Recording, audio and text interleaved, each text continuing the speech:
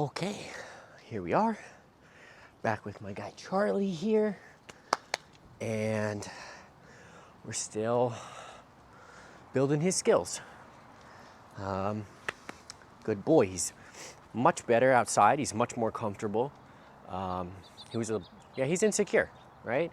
And insecurity just meaning like, he hasn't been in every possible situation, right? It's just, that's not possible, okay?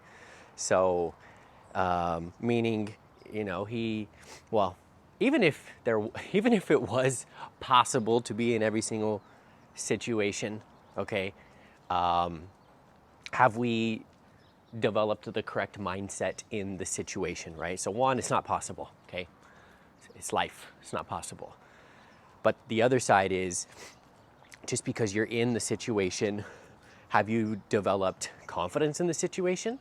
Or maybe fear in the situation, right? So good example would be, experiencing trash truck coming by, which we have experienced that.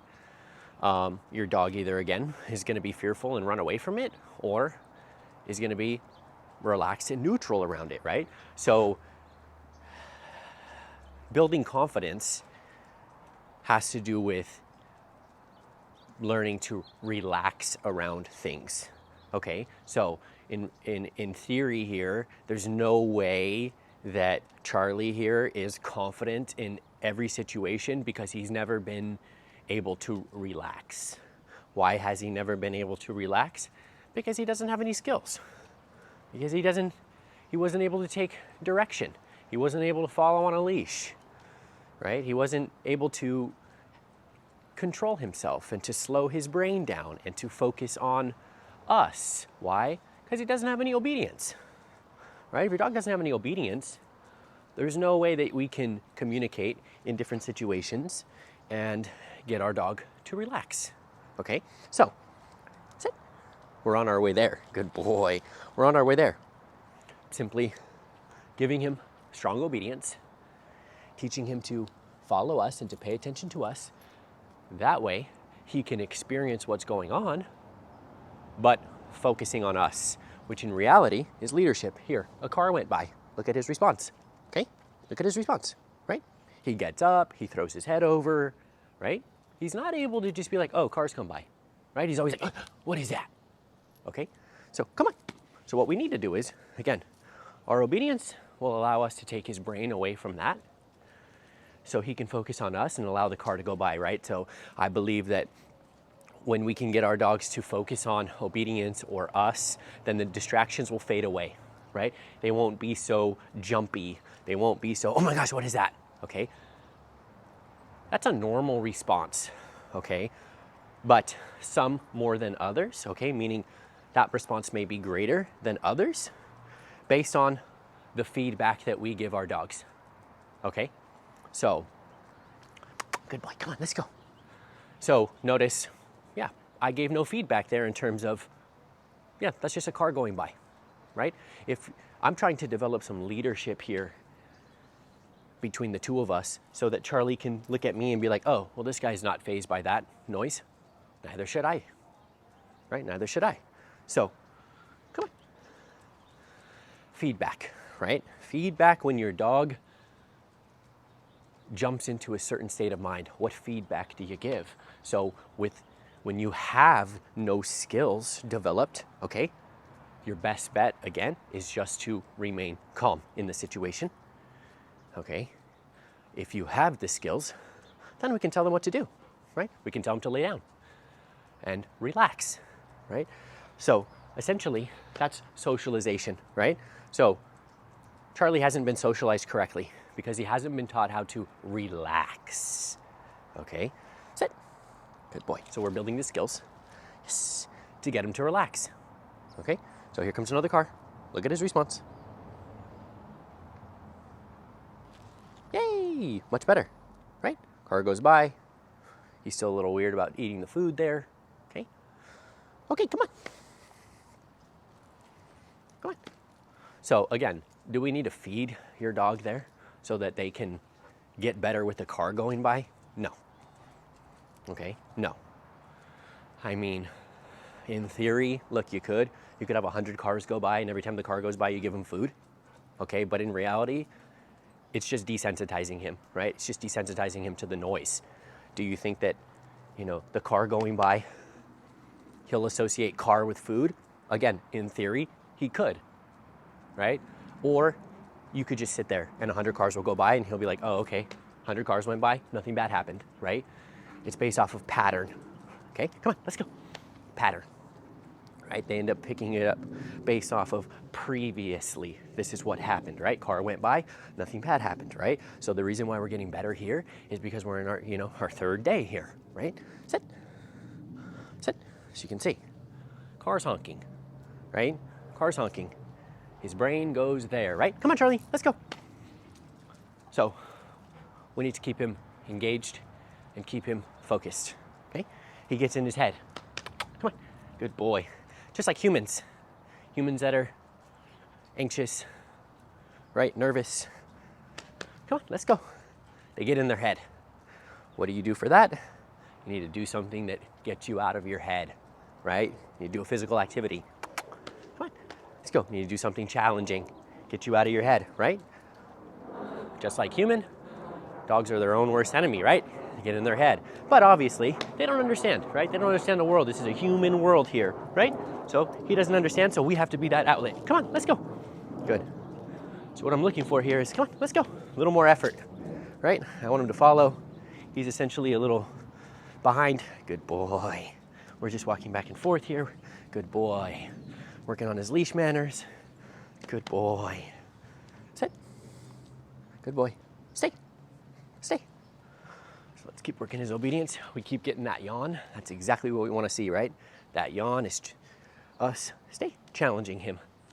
That's him working through all this stuff that we're talking about. Stay. That's what we want to see. Yes. Good boy. Okay. He needs confidence. He needs confidence through direction and leadership. Come on. Good. Let's go. Good boy. Charlie, sit. Charlie, stay. Charlie, stay. Yeah. Charlie's very insecure. Again, anytime you would hear just some simple barking away, he want to flee. Okay, and he's a big boy, right? He doesn't understand his size, didn't understand how to be on a leash, okay? So, stay.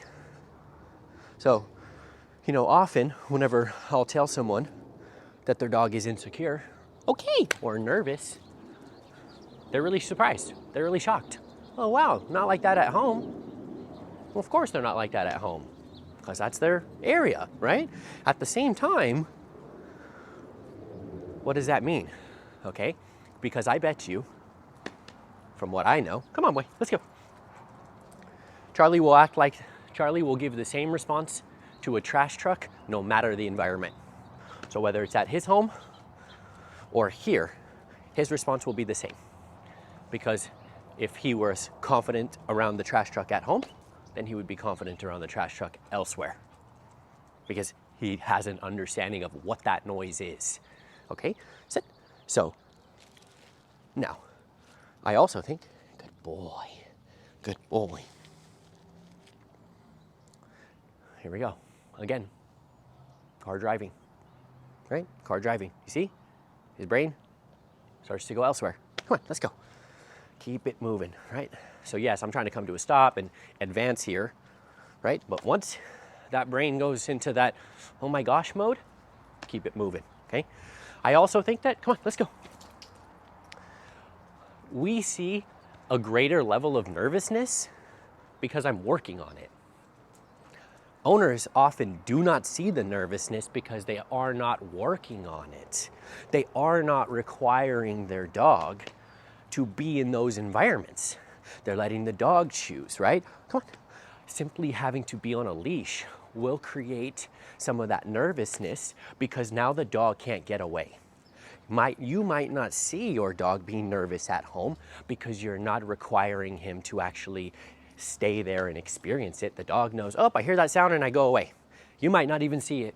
You might not see your dog shift into that, what was that mode, okay?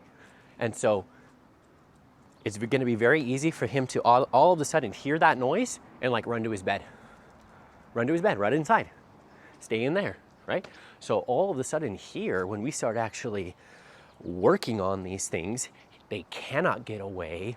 They have to start focusing on us and working on the issues, okay? You're gonna see that nervousness. It's the same understanding, good boy, sit. It's the same understanding as, oh wow, you know, we never saw that pushiness, or oh wow, they never tried to, you know, growl at us or bite at us like that, right? And I'm saying, well, yeah, because I'm pushing it, right? I'm requiring things from your dog that you are not, right? That's obviously why we're here, because I'm gonna do the things that you are not doing. So I'm gonna see behaviors you are not seeing, right? We see behaviors that you don't see the same way we don't see behaviors that you see. It works both ways. Works on both ends of the spectrum. I might not see pushiness. I might not see the dog try to assert themselves. Why? Well, because of the things that we do, right? Structure and the guidance and teaching of things. So that dog might say, oh, okay, yeah, you're leading, like you're in control, and therefore I don't feel like I need to assert myself with you. Where that could be lacking at home, and then the dog is asserting themselves with their owner, right? So it works both ways, okay? So I think just really understanding, come on, boy. What is insecurity? You know, what is insecurity? And I think this is where, you know, I guess it could be a little bit subjective, right? What one person might think sit is insecurity. The other person might just say, oh, they're a little shy. They're a little shy, right? I'm like, no, dog's pretty fearful here. It's not just a little shy, right? Doesn't understand, doesn't know how to deal with the situation. Because again, we haven't, I guess, worked through it, right? I was gonna say forced, okay? Forced, but it's not necessarily forced unless you're plunging your dog into situations that they're not ready for. Okay, so we're obviously working in the yard here, which is drastically opposite than what anyone is usually ever working with or working their dog at, right? You're going straight outside to walk in the neighborhood. You want to take your dog to the park, and you're basically essentially forcing them there. Okay, so this is, in my opinion, how to do it the correct way. Because don't get me wrong, guys, there's 1,000 ways to do this. So don't get me wrong. We can go out and just, you know, every day is a trash truck day, right? Every day is trash day. We could just go out and just search for trash trucks every single day and just plunge him into those situations. And eventually he'll get better. Just like your reactive dog will get better eventually if you just keep plunging them out and just keep controlling the situation, meaning like controlling them on a leash. They'll eventually be like, okay, well, every time, you know, I react, you're controlling it. And after you do that many times, you'll end up building the understanding of, oh, okay, well, these things are not that bad, right? Dogs are not that bad. Skateboards are not that bad. Now, for the most part, nobody, if that were the case, then people wouldn't be seeking out professional help, because they would have just said, oh, we just searched for every skateboard we could find and the dog got better. Yes, it does get better, but there's so many other things that are lacking. So great, your dog is cool with the skateboard after it's seen, you know, 500 skateboards outside, but still doesn't listen, doesn't take direction, you know, doesn't necessarily have a bunch of impulse control developed. It's just cool with the skateboard. Okay, so come on, boy, let's go. Let's always remember, we're trying to go 4, 5, 6 layers deep in our understanding here, right? It's very easy just to say, oh yeah, well, we never really seen that before from him. Well, of course you never really seen that from him, because you haven't asked more from him.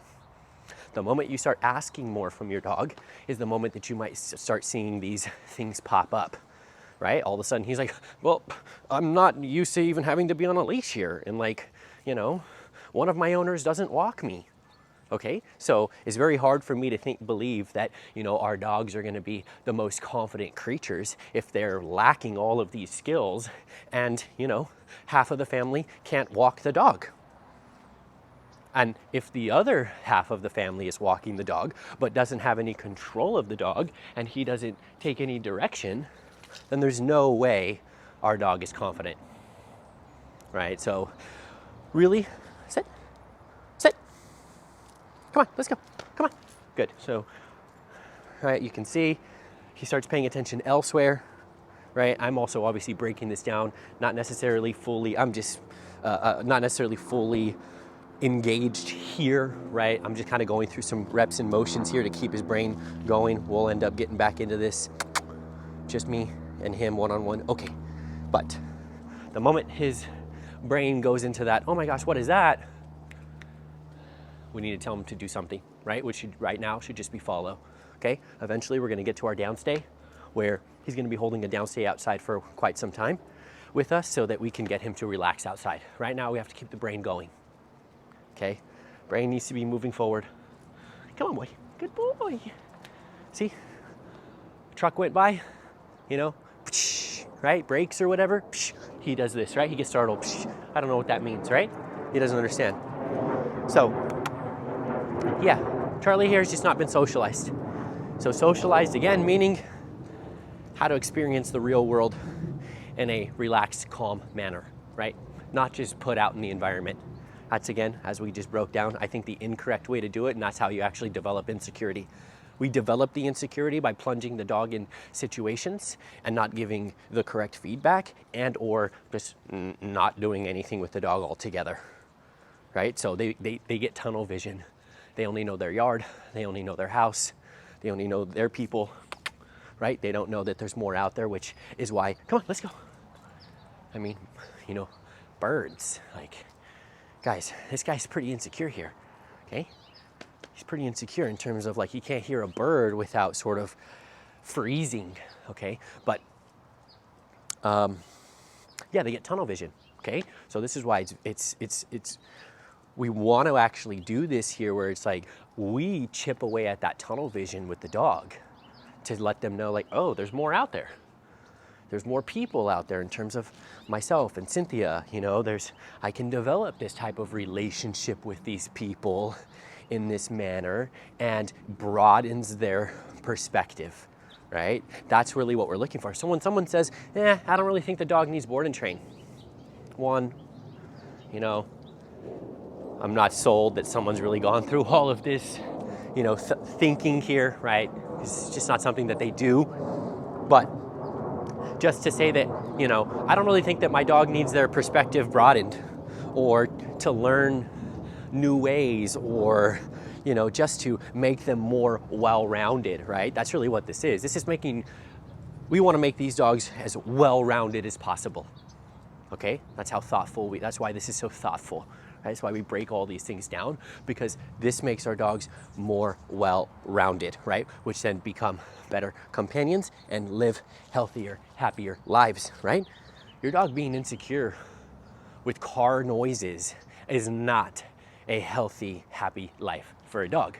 Why? Because we live in a world with cars, right? So if every time your dog hears a car or whatever noise freaks them out and they become stressed and insecure, that's not healthy. That's not healthy at all, right? So our job is to get them over that, okay? Not shelter that, which is a lot of approaches because we don't want to see the dog stressed out, okay? But which is worse? Stressed out for a couple of days while we're working on it and developing the understanding, or stressed out for 12 years, right? Which one is worse? Okay, so of course, it's always going to be difficult and a little stressful while you're learning something new, trying something new, okay? Same thing goes for human, right? But this is also why, look, we seek comfort. Human seeks comfort, so we seek comfort for our dogs, right? We don't want to try the challenging things, right? We don't want to try hard, new things. We'd rather do easy and comfortable things, right? So, okay, which means you always stay there. You always stay stuck. You always stay seeking comfort, right? So, sit. Good. Good.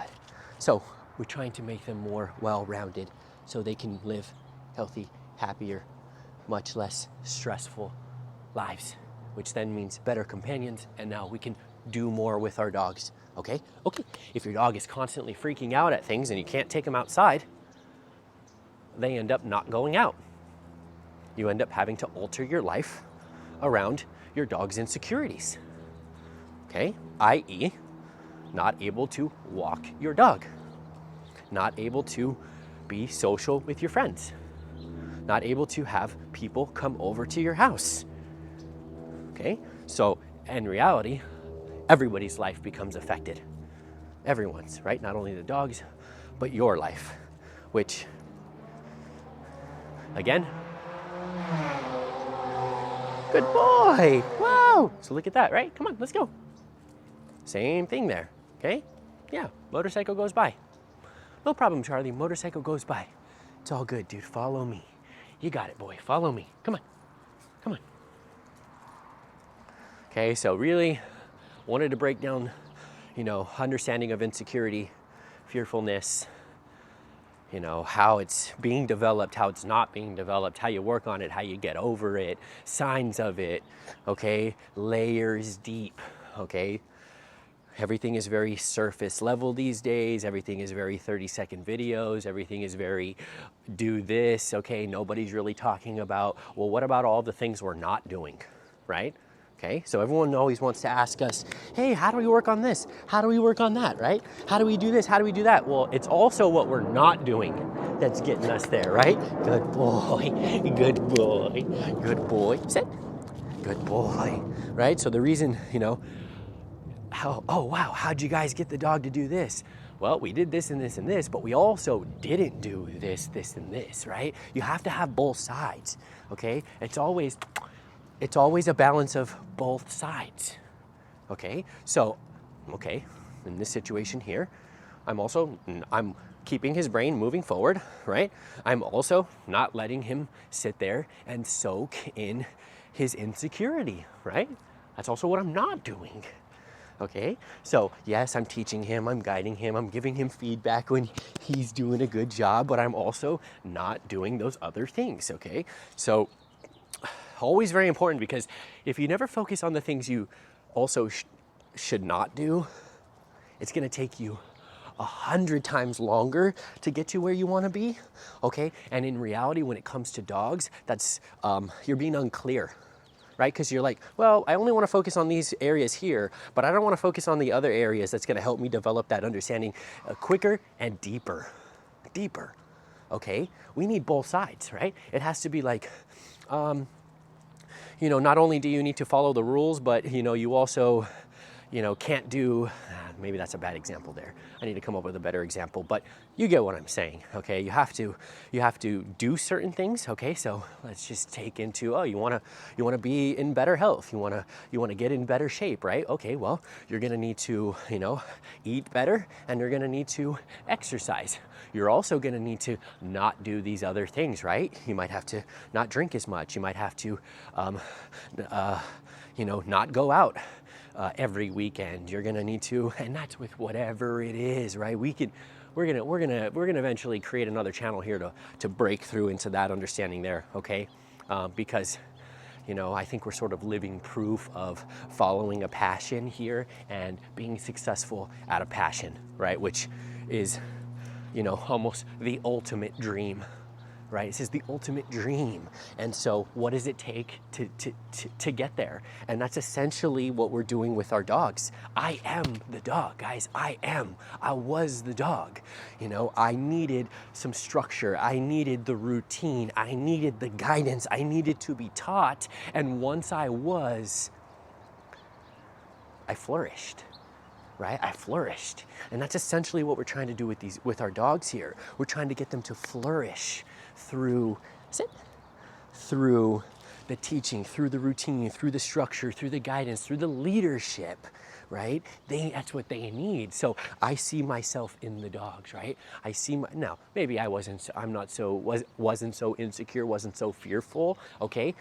I was a bit more of that pushier dog, right? I was the one that, young, hothead, know-it-all, okay, had something to prove, ultimate competition, don't tell me what to do. I was that type of dog, right? So once I found what I needed, I flourished. So we're gonna go into a whole, like I said, I wanna create another channel where we're going into just really that human side there and really breaking that down, because I feel like we're living proof of that and that it's possible to do that. I mean, look at this, guys. We run a full-fledged business off of training dogs, right? We run a full-fledged business off of working with dogs. Good boy, good boy. I never thought I would be doing this, right? So, I said, okay. So this is a good session here, guys. This isn't necessarily about a whole bunch of obedience right there. This is about getting him comfortable, working on our relationship, developing all of those layers that we're talking about, and he will get better. The obedience is the easy side, right? The obedience is the easy side. Mindset is the harder side. Simply, good, control that jumping there. Simply going to work and putting reps in at work is easy. Working on your mindset is the hard part, which is the ultimate, right? Your mindset is the ultimate. Once you have your mindset down, everything else is gonna be so much easier. So the same for the dogs. Once we get his mindset correct, everything else will be smooth sailing. That was a good one, boy. That was a good one, boy. That was a good one. Charlie opening me up there, boy. That was a good one. Yeah, good boy.